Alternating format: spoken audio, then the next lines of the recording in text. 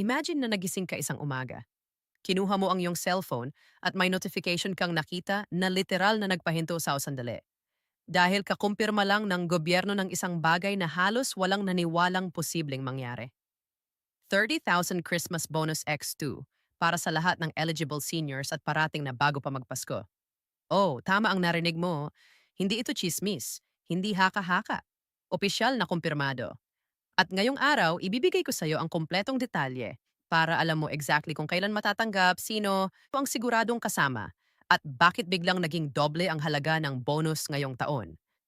Kung may senior ka sa pamilya, nanay, tatay, lola, lolo, o ikaw mismo ay senior citizen, itong balita na to ay literal na magbabago ng holiday season mo. Dahil hindi lang ito basta cash assistance. Ito yung klase ng tulong na nagbibigay ng ginhawa, nakakabawas sa bigat ng gastos at tunay na nagpapasaya ng Pasko. At ang pinakamahalaga, hindi mo na kailangang manghula. Ilalabas ko dito ang eksaktong petsa, mechanics, eligibility, at kung bakit gumawa ang gobyerno ng isang napakalaking never-before-seen na hakbang na ito. Kaya huwag mong skip, huwag mong i-mute, at siguraduhin mong tapusin ang video dahil bawat segundo ay mahalaga para malaman mo kung paano mo makukuha ang buong SIS bago mag-holidays. Pero bago tayo magpatuloy, pindutin mo muna ang like button para mas marami pang seniors ang makarinig ng napakalaking balitang ito. Dumiretso na tayo dito sa mismong kwento at paliwanag kung paano nga ba umabot sa puntong naging doble ang Christmas bonus para sa ating mga seniors ngayong taon. Marami ang nagugulat, maraming nagtatanong at marami talagang hindi makapaniwala dahil parang imposible ito kung iisipin mo ang sitwasyon sa bansa nitong mga nakaraang buwan. Pero sa video na ito, unti-unti nating bubuksan ang buong pangyayari para malinaw sa bawat manonood kung bakit hindi ito basta announcement lang, kundi isang malaking pagbabago na ramdam agad ng napakaraming pamilya. Kaya habang nakaupo ka at nanonood, isipin mo lang kung paano magbabago ang takbo ng Pasko para sa libu-libong seniors na matagal nang umaasa na sana ngayong taon ay may extra namang biyayang darating. At kung bakit ngayong taon biglang may dalawang halagang sabay na darating, hindi lamang para sa pang-araw-araw na gastusin, kundi para rin sa konting kasiyahan na minsan ay nakakalimutang ibigay ng lipunan sa kanila. Dahil hindi lingid sa atin na sa dami ng bayarin, gamot, pagkain at mga hindi inaasahang gastusin, ang simpleng 30,000 bonus ay isa ng napakalaking tulong. Pero paano kung gawing dalawa ito? Paano kung imbes na karaniwang halaga, biglang dumoble ang nasa envelope bago pa magpasko? Iyon mismo ang aalamin natin ngayon. Kung babalikan natin ang mga nakaraang buwan, mapapansin mong dahan-dahan nang tumataas ang usapan tungkol sa dagdag na suporta para sa mga senior citizens. May mga pahiwatig na may mga panukalang lumalabas. May mga balitang dumadaan sa social media pero walang malinaw, walang kumpirmado at lalo namang walang nagsasabing magiging ganito kalaki ang halaga. Ang alam lang ng karamihan baka may dagdag pero wala. Sa mga nakaraang anunsyo ang umabot sa puntong 2 beses na 30,000 ang ibibigay. Kaya nang lumabas ang opisyal na kumpirmasyon, talagang parang pumutok ang balita saan man. Telebisyon, radio, Facebook, TikTok, at mga group chat ng mga pamilya at kapitbahay. Pero ano ba ang totoo? Bakit biglang naging posible ang ganito kalaking bonus ni Ginel? At higit sa lahat, sino ang tiyak na makatatanggap nito? Dahil alam nating lahat na kapag sinabing bonus, minsan may mga condition, may requirements, may deadlines, may verification at may proseso. At sa dami ng senior sa bansa, hindi lahat ay agad nauunawaan kung paano gumagana ang ganitong uri ng programang pampinansyal. Kaya dito sa script na ito, hindi lang tayo magsasabi ng balita. Gagawin nating malinaw, detalyado at ramdam kung paano itong bagong bonus ay maaaring maging literal na sagot sa matagal ng pangangailangan. Unahin nating ilahad kung saan nanggaling ang pondo dahil iyan ang pinakaunang tanong ng karamihan.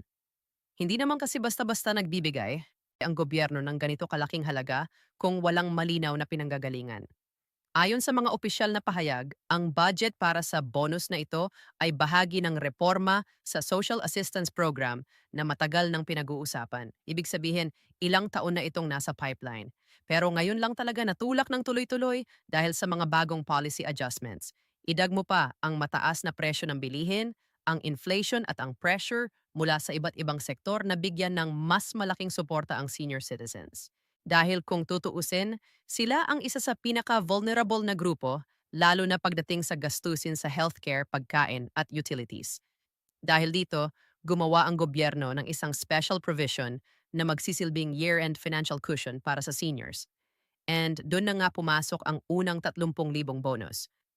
Pero ano ang nagpabilis para maging dalawa ang halagang ito? Dito papasok ang isa pang hindi inaasahang pangyayari. Ang underutilized funds mula sa ibang social programs na hindi na nagamit ngayong taon.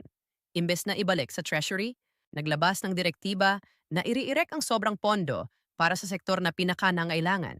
At doon napunta ang second 30,000 siyang bumuo sa kabuuang 60,000. Kung iisipin mo, hindi ito pangkaraniwan dahil madalas kapag may sobrang pondo agad ito, napupunta sa dagdag na benepisyo. Pero ngayon, dahil sa dami ng seniors na nasa borderline ng kahirapan, dahil sa dami ng reklamo tungkol sa kakulangan ng suporta at dahil na rin sa lumalalang sitwasyon sa bilihin, naging malinaw na hindi sapat ang isang bonus lang. Kaya nagkaroon ng pagkakataong buuin ang pangalawang tranche. Ngayon, pag-usapan naman natin ang pinakaimportanteng tanong. Sino ang eligible? Marami ang nag-aalala, lalo na yung mga hindi pa nakukumpleto ang kanilang IDs, yung may kulang sa requirements, at yung mga bagong senior this year. Kaya ito ang malinaw. Kahit sino na rehistradong senior citizen, kahit anong capacity, kahit anong estado, basta nakalista sa senior registry, ay automatic nakasama sa unang tranche. Para naman sa second tranche, kailangan lamang na updated ang kanilang record. Ibig sabihin ay tama ang impormasyon, active ang account, at walang discrepancy sa pangalan o birth date. Pero huwag kang mag-alala dahil sa video na ito. Ipapaliwanag natin mamaya ang proseso kung paano mo malalaman kung updated ka na. Kasunod nito, isa pang tanong na paulit-ulit na tinatanong ng marami ay kung kailan mismo matatanggap ang bonus. At dito ka dapat makinig ng mabuti dahil maraming seniors ang nagkakaroon ng maling impormasyon kaya hindi nila alam kung kailan sila dapat maghintay. Ayon sa opisyal na timeline, ang unang 30,000 ay ipapasok bago ang Disyembre 18 habang ang pangalawang 30,000 ay darating bago mag-Disyembre 24. Ibig sabihin, dalawa ang petsang dapat bantayan at hindi sila sabay darating. At kung iisipin mo, mas maganda nga na magkahiwalay ang release dahil mas madaling i-verify at mas kaunti ang posibleng error sa distribution. Ngayon, linawin din natin na hindi ito loan, hindi ito cash advance, at lalo na hindi ito utang na babayaran sa susunod na taon. Ito ay bonus. Ibig sabihin, hindi ito ibinabawas sa kahit anong benefits mo. Hindi ito kapalit ng monthly pension mo. Hindi ito babawas sa iba mo pang allowances. At hindi mo kailangan pumirma ng kung anong obligasyon para dito. Ito ay simpleng tulong na ibinibigay bilang bahagi ng year-end support program para sa seniors. Habang pinag-uusapan natin ito, gusto kong ma-imagine mo kung paano magbabago ang takbo ng araw ng mga seniors sa sandaling dumating ang bonus na ito. Marami ang matagal nang hindi nakakabili ng maayos na pagkain. Kung marami nang nagtitipid sa gamot, nagkakaltas ng maintenance, or minsan ay nagsasakripisyong hindi magpagamot dahil sa kakulangan ng pera. Para sa iba, ang simpleng load para makatawag sa anak o apo ay hindi na nagiging prioridad dahil inuuna nila ang mas mahalagang gastusin. Kaya ang 60,000 darating bago magpasko ay hindi lang pang shopping na hindi ito simpleng regalo. At para sa napakaraming seniors, ito ay literal na paghinga, isang pagkakataon para makahabol, makabayad, makaayos at kahit papaano makaramdam ng ginhawa bago matapos ang taon. And alam naman natin na sa kulturang Pilipino napakahalaga ng Pasko. Hindi lang ito selebrasyon. Ito ay panahon ng pagsasama, pag-uwi, pagkikita-kita at pagbabahagi ng pagmamahal. Pero kapag kulang ang pera, minsan nababawasan ang saya. Kaya isipin mo na lang kung paano muling mabubuhay ang sigla ng mga senior citizens na matagal nang hindi nakakaranas ng masasabing maluwag na holiday season. Marahil na ngayon may panghanda na sila. May pangregalo para sa mga apo, may pang-grocery ng hindi nagbibilang ng sobra-sobra at higit sa lahat, may pagkakataon silang maging komportable ng hindi nag-aalala kung saan kukunin ang susunod na panggastos. Pero bago tayo magpatuloy sa mas malalalim na detalye, may isa pang mahalagang aspeto na dapat talakayin. Paano mo malalaman kung kasama ka? Maraming seniors ang hindi tech-savvy. Hindi lahat marunong mag-check ng online portal. Hindi lahat may cellphone or internet. Kaya sa part 2 ng video, ilalatag natin ng malinaw ang step-by-step process kung paano mo ma-verify ang status mo, paano mo makikita ang release date mo, at paano mo masisigurong walang magiging delay sa pagtanggap mo ng bonus. For now, dito muna magtatapos ang part 1. Sa susunod na bahagi, idedetalya natin ang verification, release process, problema na dapat bantayan real-life scenarios, at ang pinakamahalaga, paano mo masisigurong matatanggap mo ang buong 60,000 bago magpasko. Ngayon, na malinaw na natin ang pinag-ugatan, dahilan at kabuuang larawan kung bakit naging posible ang 30,000 x dalawa na bonus, ngayon naman ay dadalhin kita sa mas praktikal at mas personal na bahagi ng usapan. Dahil kung ang part 1 ay tumutok sa paliwanag kung paano ito nabuo, ang part 2 naman ang tutulong sao na maunawaan kung paano mo mismo makukumpirma, matatanggap at mababantayan ang mismong release ng iyong bonus nang walang sablay, walang kalituhan at walang delay. At habang pinapakinggan mo ito, tandaan mo, ang bawat detalye ay nakabatay sa totoong proseso, totoong galaw ng sistema at totoong karanasan ng mga seniors na dumaan na sa ganitong uri ng financial assistance. Simulan natin sa pinakauna at pinakaimportanteng hakbang, ang verification stage. Marami sa ating mga kababayan, lalo na ang mga seniors, ay nag-aalala kung kasama ba sila o hindi. May mga naririnig na hindi daw ako kasama kasi hindi ako updated. O kaya sabi ng kapitbahay ko, kailangan daw magparehistro ulit. Kaya bago magpanic, unawain natin na may dalawang uri ng status na dapat mong malaman. Registered at updated. Kapag ikaw ay registered, ibig sabihin ay official na kinikilala ka bilang senior citizen sa database. Kapag updated ka, ibig sabihin naman ay tama ang lahat ng impormasyon mo. Pangalan, birth date, address, at contact details. At tandaan, hindi mo kailangan maging text savvy para malaman ito. Ang unang paraan para malaman kung updated ka ay ang pagpunta sa barangay. Or simple lang pero napakahalaga nito. Sa halos lahat ng barangay, mayroon ang tinatawag na senior desk or designated personnel na tumutulong sa mga verification concerns. Ang kailangan mo lang gawin ay lumapit, magpakilala at sabihin ang buong pangalan mo. Minsan hihingan ka ng ID, minsan hindi na. Depende sa barangay. Pagkatapos ay i-check nila sa system kung active ang record mo. Kapag may kulang, sasabihin nila kung ano ang kailangan mong dalhin or i-update. At huwag kang mag-alala, hindi ito magtatagal dahil routine na ito para sa kanila. Pero paano naman kung hindi ka makapaglakad o wala kang kasama papunta sa barangay? Wanag kang magbagwalala dahil may pangalawang paraan. Pwede kang tumawag sa hotline ng local social welfare office. Ang kailangan mo lang sabihin ay ang buong pangalan, birthday, at kung minsan ay ang iyong ID number kung meron ka. Sasabihin nila sao kung updated ka o kung may kailangan kang ayusin at huwag mong isipin na abala sila. Talagang nakalaan ang mga linya na ito para sa'yo at sa ibang seniors. Ngayon, kung updated ka na, ang susunod na tanong ay paano mo malalaman kung kailan papasok ang bonus? Ayon sa official release schedule, ang unang 30,000 ay papasok bago ang Disyembre 18 habang ang pangalawa naman ay bago mag-D, December 24. Pero hindi ibig sabihin na pari-pareho ang araw ng release ng bawat senior. May mga LGU na mas mabilis, may mga mas mabagal, at depende rin ito kung bank transfer, direct payout, or card loading ang gagawin. Kaya mahalagang bantayan ang text message or call na manggagaling sa barangay. Ito ang dahilan kung bakit sobrang importante na updated ang contact details mo. Dahil kung maling numero ang nakalagay, hindi ka nila marireach at hindi mo malalaman ang eksaktong oras at lugar ng release. Pag-usapan naman natin ang isang issue na madalas lumilitaw tuwing may ganitong klaseng financial assistance ang mga fake messages. Ito ang nakakatakot pero dapat paghandaan. Dahil lagi sa tuwing may malalaking bonus na ganito, biglang nagsusulputan ang mga scam messages na humihingi ng verification fee, processing fee, kahit activation charge kuno. Tandaan ito, walang bayad ang bonus, walang processing fee, walang activation charge, walang verification cost. Kapag may nag-message sa'yo na humihingi ng pera, lalo na kung galing sa unknown number, ingat ka na agad. Hindi sila galing sa gobyerno. At kung sakali mang may duda ka, pumunta ka lang agad sa barangay para humingi ng klarong sagot. Ngayon naman, usapang payout. Man, para sa mga seniors na may cash card or ATM, ang bonus ay papasok direkta sa account. Ang maganda rito, hindi mo na kailangang pumila ng mahaba. Pwede mong tingnan sa ATM kung pumasok na ang pera. Pero para naman sa mga seniors na walang ATM card, may mga malalaking covered court or multi-purpose hall na ilalaan para sa cash distribution. And hindi ito mahalaga na sumunod sa schedule para hindi ka maghintay ng matagal. Pagpunta mo doon, kailangan mo lang magdala ng valid ID. Madalas senior ID lang ang hinihingi.